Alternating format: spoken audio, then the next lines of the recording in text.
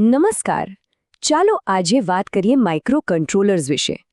આપણી આસપાસની લગભગ બધી ટેકનોલોજીનું એમ મગજ છે, પણ સવાલ એ છે કે એ બહારની દુનિયા સાથે વાતચીત કેવી રીતે કરે છે. તો આજે આપણે 8051ના સિરિયલ કોમ્યુનિકેશન મોડ્સની દુનિયામાં ઊંડા ઉતરીશું. એટલે કે આપણે સમજીશું કે આ નાની ચિપ્સ ડેટા મોકલવા અને મેળવવા માટે કઈ અલગ-અલગ પદ્ધતિઓ વાપરે છે. તો આજે આપણે શું જોવાના છીએ? ચાલો ફટાફટ એક નજર નાખી લઈએ. આપણે શરૂઆત કરીશું એકદમ બેઝિક્સથી કે ડેટા કેવી રીતે રિસીવ થાય છે, અને પછી 8051 જે 4 અલગ-અલગ ભાષાઓ વાપરે છે તેને એક પછી એક સમજીશું. તો ચાલો શરૂ કરીએ. તો સૌથી પહેલો અને સૌથી અગત્યનો સવાલ, જ્યારે ડેટાના બિટ્સ એક પછી એક આવી રહ્યા હોય ત્યારે માઇક્રોકન્ટ્રોલર એને બરાબર રીતે પકડે છે કેવી રીતે?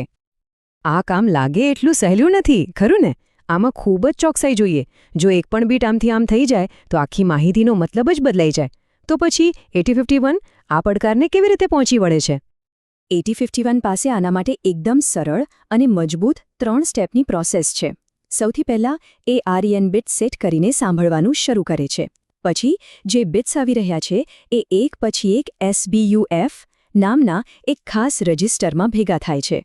અને છેલ્લે જેવી 8 બિટ્સની ટુકડી પૂરી થાય એટલે RI ફ્લેગ ઊંચો થાય છે, જે સિગ્નલ આપે છે કે ડેટા આવી ગયો છે, તૈયાર છે.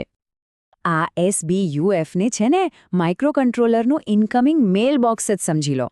ડેટાના બિટ્સ એક પછી એક ટપાલની જેમ એમાં આવે છે, અને જ્યારે 8 બિટ્સનું આખું પાર્સલ આવી જાય ત્યારે RI એટલે કે રિસીવ ઇન્ટરપ્ટ ફ્લેગ એક ઝંડીની જેમ ઊંચો થાય છે. એકદમ સિમ્પલ. સારું, તો હવે ચિપને ડેટા પકડતા તો આવડી ગયું, પણ એ કઈ ભાષા કે કયા નિયમો પ્રમાણે વાત કરશે? બસ અહીં જ કમ્યુનિકેશન મોડ્સનું કામ શરૂ થાય છે. સમજી લો કે આ 4 અલગ-અલગ ભાષાઓ છે. અને મજાની વાત એ છે કે આ 4માંથી કોઈ એક ભાષા પસંદ કરવી એકદમ સહેલી છે.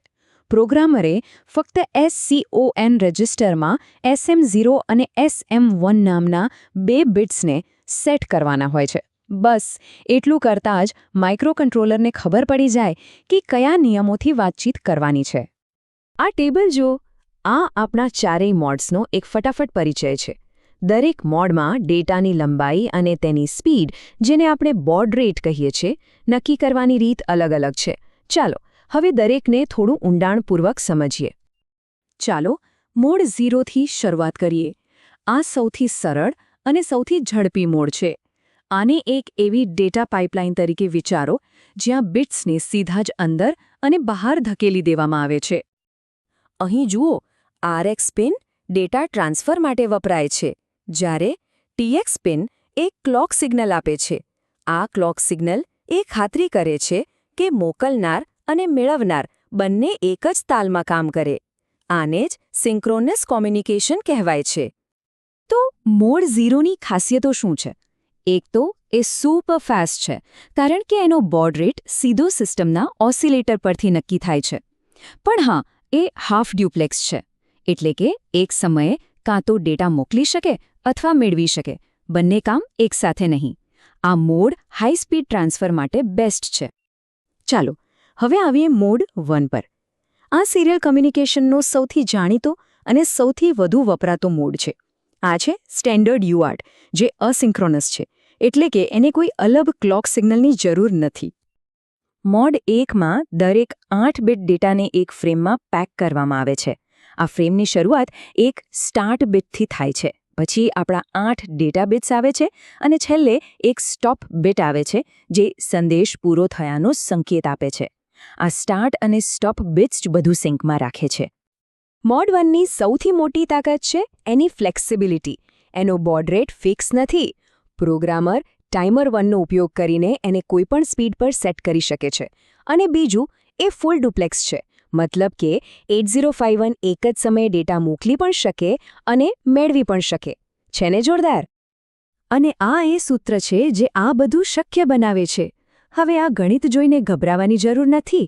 આનો સીધો મતલબ એ છે કે TH1 રજિસ્ટરની વેલ્યુ બદલીને પ્રોગ્રામર કોમ્યુનિકેશનની સ્પીડ પર પૂરો કંટ્રોલ રાખી શકે છે.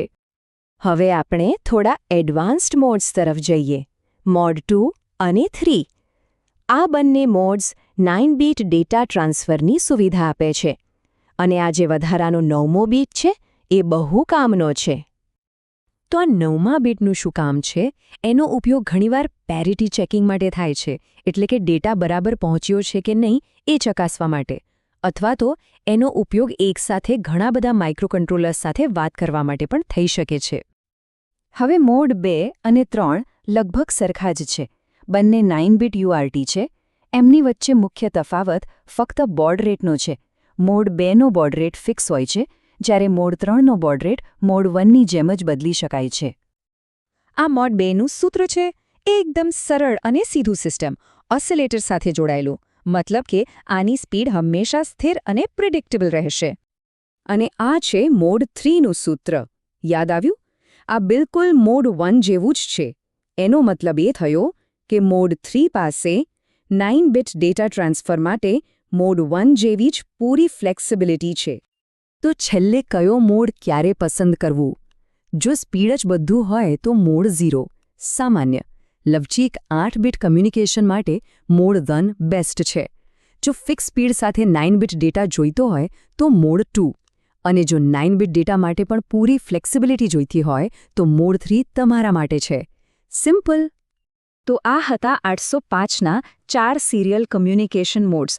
આ ફક્ત ટેકનિકલ વિગતો નથી, પણ એવા ટૂલ્સ છે જેનાથી એક નાનકડી ચિપ, સ્માર્ટ ડિવાઇસ, સેન્સર્સ અને આખી દુનિયા સાથે વાત કરી શકે છે. તો હવે સવાલ એ છે કે આ જ જ્ઞાન સાથે કયા નવા પ્રોજેક્ટ્સને જીવંત કરી શકાય?